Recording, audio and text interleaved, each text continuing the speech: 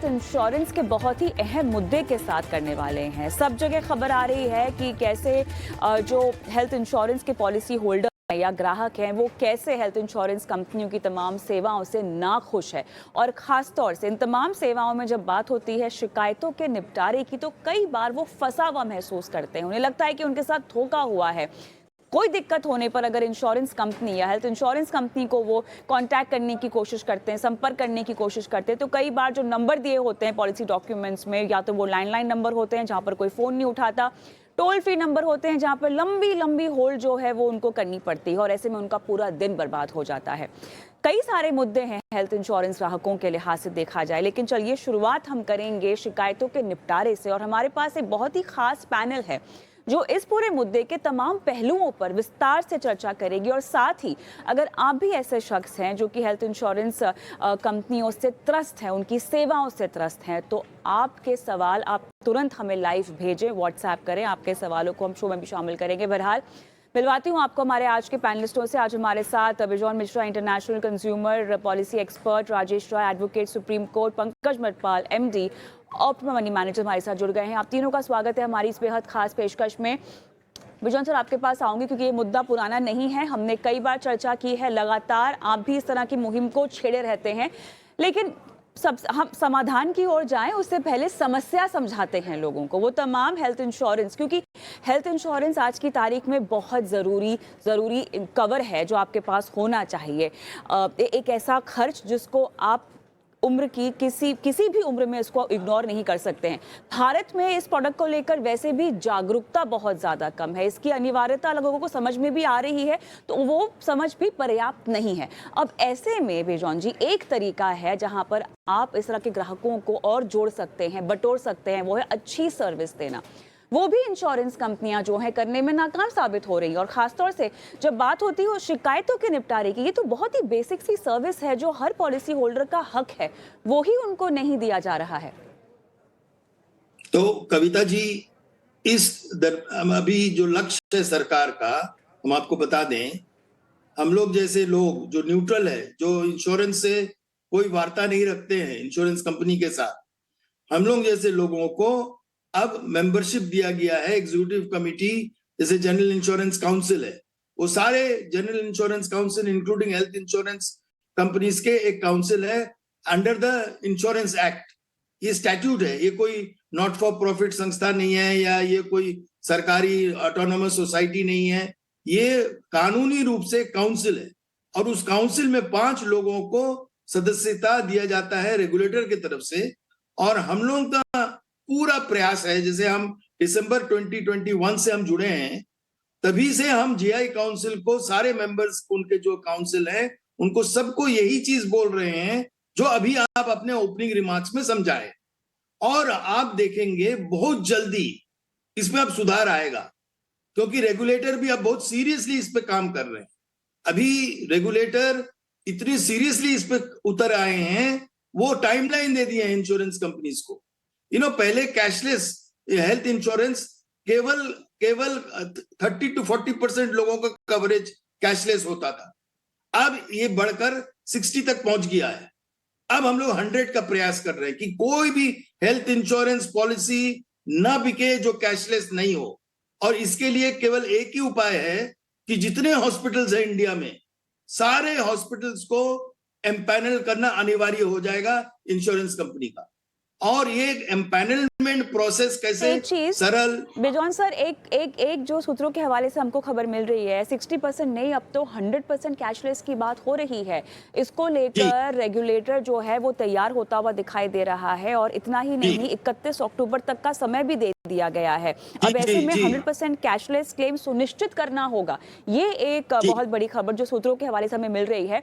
अब सवाल यहाँ पर यह भी है कि ठीक है, रेगुलेटर कवायद अपनी कर रहा है, लेकिन साथ ही आप देखिए जो ताज़ा मामले भी सामने आ रहे हैं, स्पेसिफिक इंश्योरेंस कंपनी का नाम नहीं लूंगी मैं, लेकिन बढ़ा चढ़ाकर जो बिल्स दिखाने की शिकायत आ रही है, हॉस्पिटल और इंश्योरेंस कंपनियां जो हैं बिल्कुल एक दूसरे के आमने सामने आके खड़ी हो गई हैं। अहमदाबाद का ये केस है जो कि आजकल चर्चा में भी चल रहा है।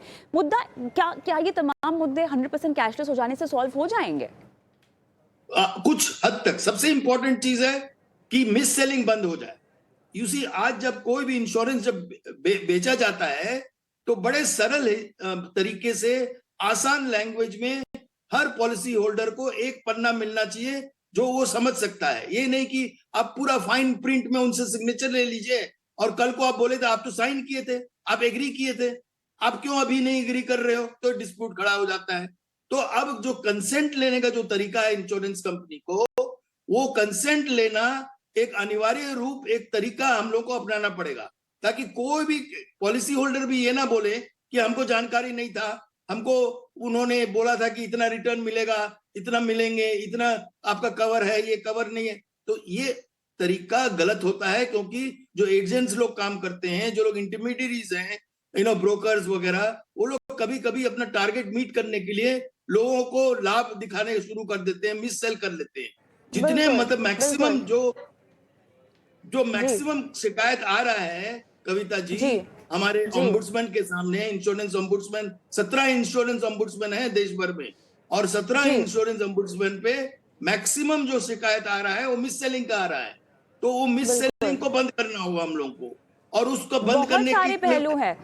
बिल्कुल, बहुत सारे पहलू हैं, एक एक करके हम चर्चा में लाएंगे। एक और जो आप आंकड़े बता रहे थे उसी में से थोड़ा सा ऐड करते हुए राजेश जी, मेरे ख्याल से आप इस पर विस्तार से जानकारी हमें दे पाए, क्योंकि कंज्यूमर अफेयर्स डिपार्टमेंट के पास जो आंकड़े आए हैं, 1/3 शिकायतें तो इंश्योरेंस की हैं, और हेल्थ इंश्योरेंस की नहीं, तरह तरह के इंश्योरेंस को लेकर शिकायतें हैं। ये हमको बताइए, अब मिस सेलिंग का जिक्र हुआ, और मिस सेलिंग एक बहुत बड़ी दिक्कत है। न सिर्फ हम हेल्थ इंश्योरेंस की बात कर रहे हैं, अगर हम लाइफ इंश्योरेंस की बात करें, ट्रेडिशनल इन्वेस्टमेंट प्लान्स की बात करें जो इंश्योरेंस कंपनियां बेचती हैं, उसमें भी ये एक बहुत बड़ी दिक्कत है।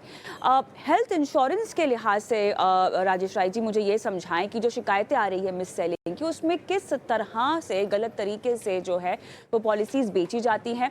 देखिए, कुछ हद तक तो ग्राहक को भी अपनी तरफ से तैयारी करनी होती है, वो बात समझ में आ गई। वो जागरूकता के अभाव में वो उनको पूरा करना ही होगा, उनको पॉलिसी डॉक्यूमेंट या तो खुद पढ़ने होंगे या किसी लॉयर से पढ़वाने होंगे, ये उनका होमवर्क है जो उन्हें करना होगा। लेकिन उसके बावजूद भी किस किस गलत तरीके से जो है बेची जाती है पॉलिसीज? जी, मिस सेलिंग एक ऐसा वर्ड है जिसको तो मैंने ऐसे कंज्यूमर में इतना देखा नहीं है। ये पहले से चला आ रहा है, और होता क्या है कि कैशलेस के नाम पे 50-60% तो उसको बोलते हैं कि कैशलेस है, बाकी जी आपको पेमेंट करना पड़ेगा, और कई केसेस में तो रिजेक्ट ही कर देते हैं, कहते हैं कि इससे जो है कि आपका ये बीमारी कवर्ड नहीं है, या इसमें जो है प्री एग्जिस्टिंग है। और किसी न किसी तरीके से जो मैं देखता हूँ, जो कंज्यूमर केसेस होते हैं, और जो केसेस उसमें कोई लॉजिक नहीं होता जब इंश्योरेंस कंपनी उनको रेप्यूडिएट करती है।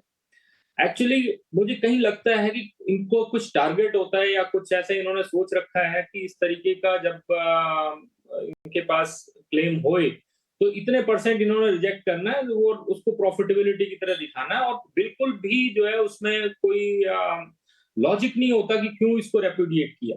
नॉर्मली कहते हैं कि जी ये जो है कि pre existing dispute, pre existing medicine बीमारी है, इसकी वजह से जो है हम इसमें नहीं करेंगे। और उसके ऊपर जो है कि जो IRDA भी ये कहता है कि अगर आपने सही डिक्लेरेशन नहीं दिया है तो आपको उसमें एक्सक्लूड किया जाएगा। जबकि प्री एग्जिस्टिंग में बहुत अगर डिफरेंस भी होता है, कहीं ना कहीं से उस क्लॉज में लेके आ जाते हैं। तो ये अगर 100% कैशलेस होता है और अप्रूव होता है, जो हॉस्पिटल्स हैं अगर अप्रूव करते हैं, तो ये बहुत अच्छा मूव है, और हमें इसको वेलकम करना चाहिए। इसमें रेप्यूडिएशन के चांसेस बहुत कम रहेंगे, क्योंकि रेप्यूडिएशन तो जब शुरू में मरीज जाता है तो उसको ये बताया जाता है कि आपका पूरा 100% कवरेज है, बट एक्चुअल में 100% कवरेज होता नहीं है। बाद में कहते हैं जी इतना तो जो है कि इंश्योरेंस कंपनी देगी, बाकी आपको देना है। और जब बाकी की बात आती है, हम कहते हैं ठीक है जी, अब बाद में जाके हम जो है क्लेम फाइल कर देंगे, उसके डॉक्यूमेंट्स लेते हैं, और वहां पे भागदौड़ शुरू हो जाती है, और अल्टीमेटली जब वो मिलता नहीं है तो कंज्यूमर कोर्ट जाते हैं, और जैसा आपने बताया वही पेंडेंसी है, वो पैसे फिर उनको मिलते नहीं है। और चूंकि अमाउंट इतना ज्यादा होता नहीं है कि उसके लिए जो है कि बार बार भागे, वो कल को जो है कि लैप्स ही हो जाता है, या केसेस भी कई बार डिसमिस इन डिफॉल्ट हो जाते हैं। बिल्कुल। यहाँ पर एक और चीज़ देखिए, हम सब जानते हैं रेगुलेटर पुरजोर कोशिश कर रहा है कि तमाम जितने भी नियम है, गाइडलाइंस है, उसमें एकरूपता लाई जाए, ट्रांसपेरेंसी लाई जाए, पारदर्शिता लाई जाए, पॉलिसी होल्डर जो ग्राहक है उन्हें और ताकत दी जाए। लेकिन पंकज जी, अगर हेल्थ इंश्योरेंस लेने के बाद अगर आपको ऐसी कोई बीमारी हो जाती है जो आपकी कवरेज के दायरे के बाहर है, तो आपको उसकी कवरेज नहीं मिलती। अगर कोई जानकारी आप गलत दे दे तो आपका क्लेम रिजेक्ट हो जाता है। जब इस तरह के नियमों को ये इंश्योरेंस कंपनियां इतनी सख्ती से पालन करती हैं, इतनी ईमानदारी से पालन करती हैं, तो जब शिकायतों के निपटारे की बात आती है तो ढीला ढाला रवैया क्यों?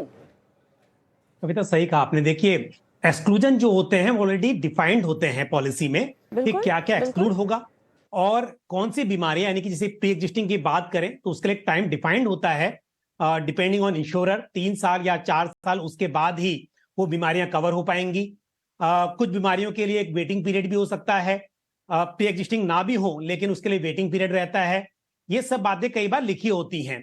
तो कई बार तो ऐसा भी हो सकता है कि जो पॉलिसी होल्डर है उसने शायद बातों को छुपाया हो, उसने सच्चाई ना बताई हो, लेकिन उसके बावजूद भी कई बार देखा गया है कि सब बातें क्लियरली बताने के बाद और उसके बाद भी इंश्योरेंस कंपनीज जब क्लेम आता है उस वक्त पर पॉलिसी होल्डर को तंग करती हैं। मतलब कि क्योंकि अगर उस पॉलिसी होल्डर को सच में नहीं पता था कि उसे कोई प्री एग्जिस्टिंग डिजीज है और उसका प्री इंश्योरेंस मेडिकल टेस्ट भी हुआ है, उसके बाद भी इंश्योरेंस कंपनीज कई बार इस बात को कहकर कि नहीं ये बीमारी तो पहले से ही आपको थी और क्लेम को रिजेक्ट करने की कोशिश करती हैं। जैसा भी डिस्कशन कर रहे थे, कई बार ऐसा होता है कि कैशलेस फैसिलिटी है, उसके बाद भी इंश्योरेंस कंपनी कहती है कि यहां पर तो थोड़ा डाउटफुल लग रहा है, तो आप एक काम कीजिए, आप पहले इलाज करा लीजिए, बाद में रिएम्बर्समेंट के लिए अप्लाई कीजिए। और फिर उसके बाद में होता यह है कि रिएम्बर्समेंट भी नहीं हो पाता है।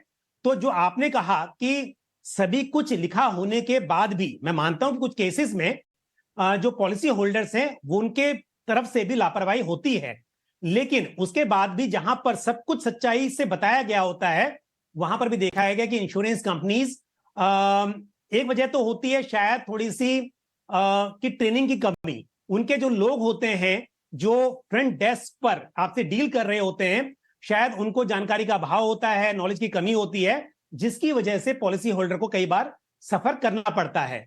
और दूसरी बात कई बार देखी गई है कि पॉलिसी बेचते समय कोशिश की जाती है कि बस पॉलिसी आ जाए, बिजनेस हो जाए, लेकिन उसके बाद में वो कंपनी शायद उन बातों को फुलफिल नहीं कर पाती हैं, तो इंटेंशनली क्लेम सेटल नहीं करना चाहती हैं, ऐसा भी देखने को मिला है। तो बिल्कुल ये बात तय है कि इंश्योरेंस कंपनीज कई जगह पर देखा गया है कि जेन्युइन क्लेम्स को भी रिजेक्ट कर देती हैं।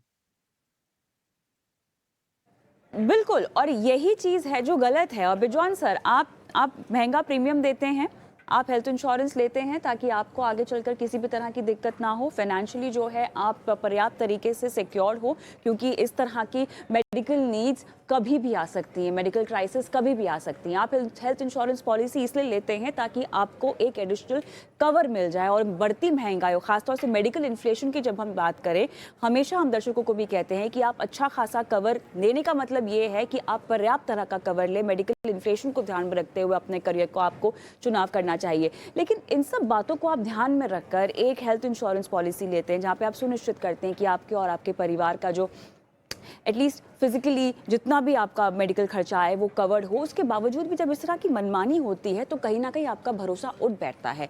तो जॉन सर, सवाल यहाँ पर यही है कि अब अगर किसी को शिकायत करनी भी हो और अगर हेल्थ इंश्योरेंस कंपनी आपकी शिकायत नहीं सुन रही हो तो फिर आप कहाँ जाएंगे?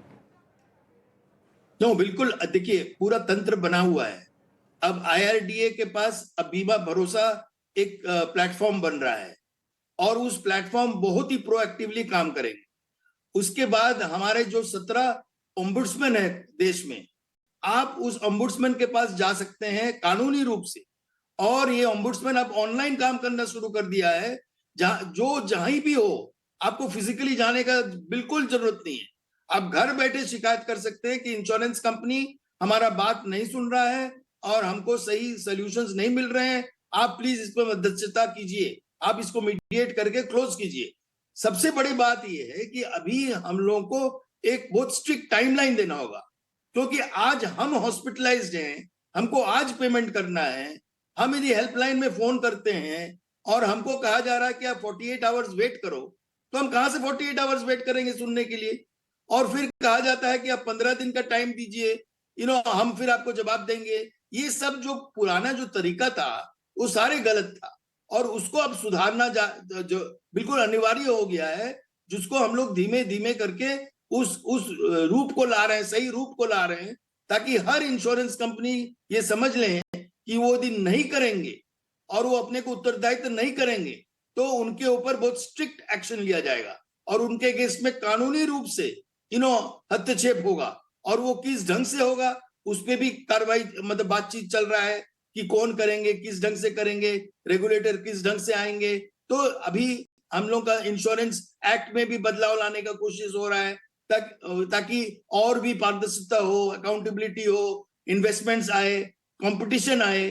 आज हमारे पास बहुत सीमित रूप से कंपनीज है। हम लोग चाहते हैं कि ऑनलाइन और भी छोटे छोटे जो स्टार्टअप्स है वो लोग आए, नए नए कंपनीज जुड़े, नए प्रोडक्ट्स लाएं, ताकि हमारे इंश्योरेंस पेनिट्रेशन हमारे देश में बढ़े, बहुत जबरदस्त अच्छी रूप से बढ़े, जो आज बहुत ही सीमित रूप से चल रहा है। India is one of the lowest in insurance penetration.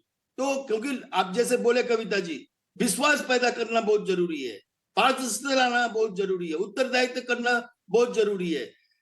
ये सारे जो सॉल्यूशंस हैं वो सॉल्यूशंस अभी टेक्नोलॉजी के द्वारा रेगुलेटर लाने का कोशिश कर रहे हैं। जीआई काउंसिल इस पे काफी मतलब सर्वे भी किए हैं, स्टडीज किए हैं, और इंश्योरेंस काउंसिल भी इस पे काम कर रहा है। सारे काउंसिल्स अब मिल गए हैं। हम आपको बता रहे हैं कविता जी, आपके दर्शकों को भी हम बोलेंगे कि बहुत जल्दी आपको सुधार का महसूस होगा।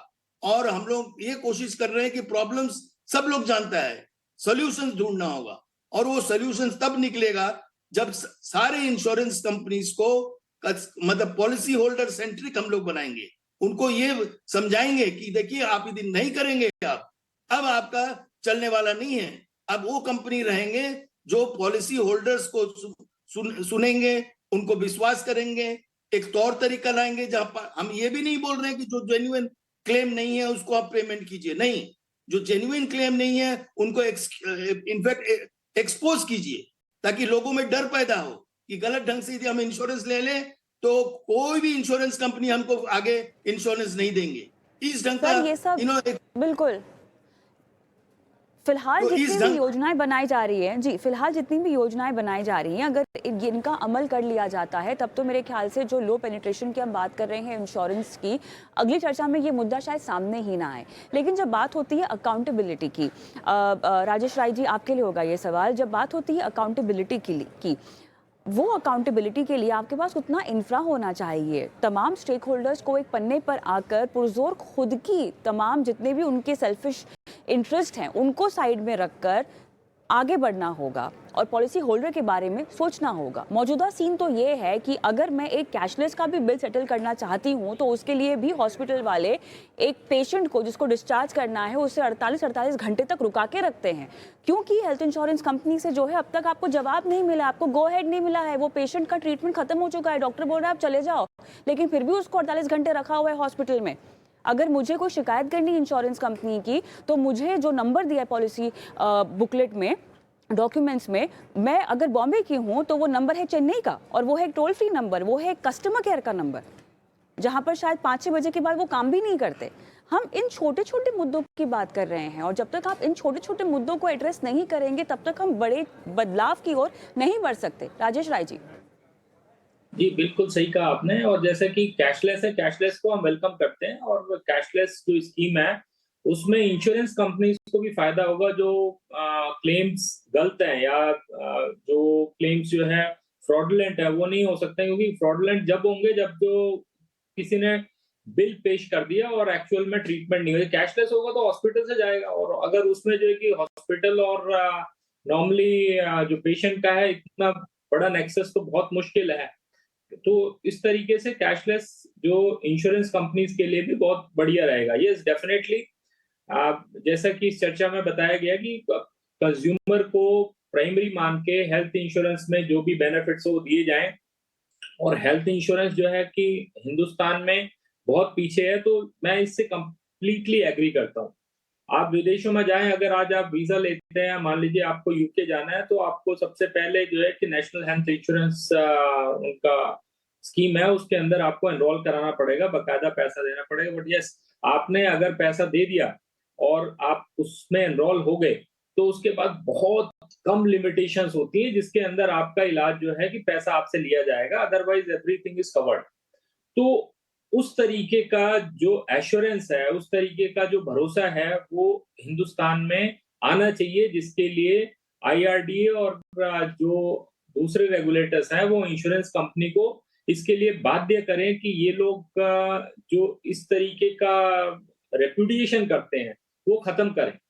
और अगर रेपुडिएशन, देखिए, अगर रेपुडिएट कर दिया, रेपुडिएट करने के बाद साल 2 साल बाद जो है कि मान लीजिए उनका गलत माना गया कि भी उन्होंने पैसा देना है, तो पैसा भी जो है कि जितना उन्होंने इंश्योरेंस का रोका होगा वो पैसा मिल जाता है, 1000 2000 5000 कॉम्पनसेशन मिल जाता है। ये इंश्योरेंस कंपनीज को पता है कि उतना तो हम इंटरेस्ट पे जो है कवर कर लेते हैं। एग्जेम्पलरी अमाउंट होना चाहिए in the form of the compensation. अगर उसी आईआरडीए के रेगुलेशन में है कि अगर आपने रेपुडिएट किया और कल को जो है कि गलत माना गया तो आपको इतनी पेनल्टी लगेगी, और कई चीज और कई सुझाव हो सकते हैं। बट मैं ये कहता हूँ कि this is a step forward, और ये अच्छा है कि 100% कैशलेस कर दें, जो इंश्योरेंस कंपनीज के भी बेनिफिट में रहेगा और कंज्यूमर के भी बेनिफिट में रहेगा।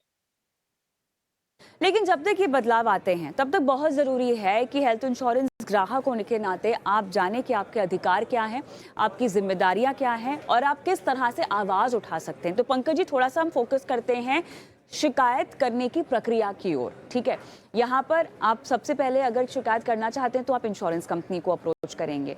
स्टेप बाय स्टेप मुझे समझाएं कि कैसे इंश्योरेंस कंपनी को अप्रोच करने के बाद अगर आप उनके जवाब से ना खुश हैं तो आप ओम्बुड्समैन को अप्रोच कर सकते हैं। कैसे ये पूरी प्रक्रिया जो है आगे बढ़ सकती है? हालांकि ये बहुत ही टाइम कंज्यूमिंग प्रोसेस हो सकता है, बहुत सारे लोग शायद इस आगे ओम्बुड्समैन तक पहुंचते ही नहीं है पंकज जी, क्योंकि वो इतने हताश हो चुके होते हैं, किसी के पास इतना समय नहीं होता कि वो लगे एक मुद्दे के पीछे। ठीक है, और स्पेशली अगर बात छोटी मोटी रकम की हो तब तो कोई ध्यान देता ही नहीं है। लेकिन यही वो चीजें हैं जो आपको ध्यान में रखनी है। हो सकता है कि आपको अपने लिए ये बहुत दिक्कत बड़ी भरी बात लगे, लेकिन आपकी वजह से शायद ऐसे तमाम पॉलिसी होल्डर्स या हजारों के पॉलिसी होल्डर्स जिनको एक निवारण मिल पाएगा। तो पूरी प्रक्रिया हमको समझाइए कैसे करनी चाहिए शिकायतों को लेकर, पंकज जी। यहाँ पर जो अधिकार हैं वो तो डिफाइंड हैं कि कस्टमर के क्या क्या अधिकार हैं, लेकिन अगेन प्रॉब्लम है इंटेंशन की। यहाँ पर जैसा आपने कहा कि इंश्योरेंस कंपनीज को भी पता है कि ज्यादा से ज्यादा क्या होगा, जो क्लेम नहीं दिया है वो देना पड़ेगा, कंपनसेशन बहुत कमी होता है। तो कई बार जानबूझकर इंश्योरेंस कंपनीज क्लेम सेटल नहीं करती हैं या नहीं करना चाहती हैं। हम प्रोसेस की बात करें तो पहले आपको अपनी इंश्योरेंस कंपनीज के पास कंप्लेंट दर्ज करनी है।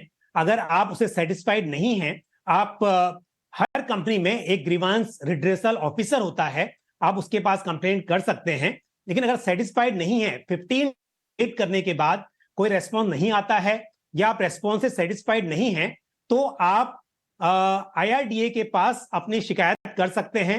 यानी कि इंटीग्रेटेड ग्रीवांस रिड्रेसल मैकेनिज्म है, आईजीएमएस के थ्रू आप कंप्लेंट कर सकते हैं। और उसके बाद वहां पर भी बहुत ज्यादा कुछ होता नहीं है, क्योंकि आईआरडीए सिंपली आपकी इंश्योरेंस कंपनी को वो आपकी कंप्लेंट फॉरवर्ड कर देती है। हाँ, यहां पर कंप्लेंट का जवाब जरूर आएगा, लेकिन वो जवाब से सेटिस्फाइड होंगे ऐसी कोई गारंटी नहीं है। और यूजुअली देखा जाता है कि जो जवाब पहले दिया है इंश्योरेंस कंपनी ने, उसी जवाब को दोबारा से वो इंश्योरेंस कंपनी रिपीट कर देती है। उसके बाद अगर आपकी कंप्लेंट से 30 डेज के अंदर आपको रेस्पॉन्स नहीं मिलता है या आप सेटिस्फाइड नहीं है, तब ओम्बड्समैन आपकी कंप्लेंट को लेता है। ओम्बड्समैन के पास जब शिकायत जाती है, यहां पर उम्मीद की जा सकती है कि आपको यहां पर जस्टिफिकेशन मिलेगा, क्योंकि अक्सर देखा जाता है कि ओम्बड्समैन आपकी बात को सुनते हैं और यहां पर अगर मतलब आपका जेन्युइन क्लेम है तो देखा गया है कि आपको यहां पर सही जो अवार्ड मिलना चाहिए वो मिलता है। लेकिन प्रॉब्लम यहां पर है कि पूरे इंडिया में 17 ओम्बड्समैन हैं, तो काम ज्यादा है और लोग यहां पर कम हैं, तो यहां पर टाइम काफी लग जाता है। हालांकि हम अगर रूल्स की बात करें, क्योंकि आपने पूछा कि क्या प्रोसीजर है, तो 3 महीने के अंदर आपको क्लेम सेटल करना होगा, पूरा निवारण करना होगा इसका। लेकिन कई बार देखा जाता है कि यहां पर भी टाइम लग जाता है। तो अगेन एक तो डेफिनेटली आईआरडी की तरफ से कोशिश की जानी चाहिए कि कंज्यूमर्स का, पॉलिसी होल्डर्स का क्लेम टाइम पर नौबत ही ना आए कि ओम्बड्समैन तक जाना पड़े, अगर जाएं तो जल्दी निपटारा हो शिकायतों का, ताकि जो पॉलिसी होल्डर्स हैं उनका विश्वास बढ़े इंश्योरेंस के प्रति।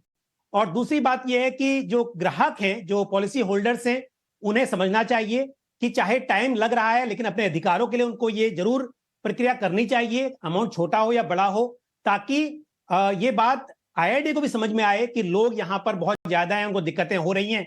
आप क्लेम ही नहीं करेंगे तो उनको लगेगा कि क्लेम ही कम आ रहे हैं या शिकायतें कम आ रही हैं, तो शिकायत आएंगी तो ही शायद इसके ऊपर और ज्यादा कार्रवाई होगी, ओम्बड्समैन के नंबर्स बढ़ेंगे। तो मेरे हिसाब से यहाँ पर ये जरूरी है। और साथ ही एक बहुत जरूरी बात है कि इंश्योरेंस कंपनीज को अपने डॉक्यूमेंट्स में, अपनी पॉलिसीज में ट्रांसपेरेंसी लाने की जरूरत है। कई बार जो टर्म्स एंड कंडीशन होते हैं वो आम आदमी के समझ में नहीं आ पाते हैं।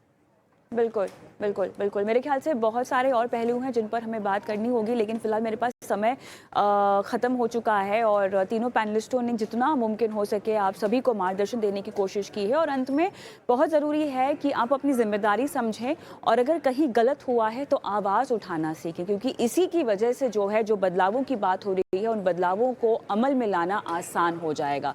बहुत बहुत धन्यवाद आप सभी का इस खास पेशकश में शामिल होने के लिए।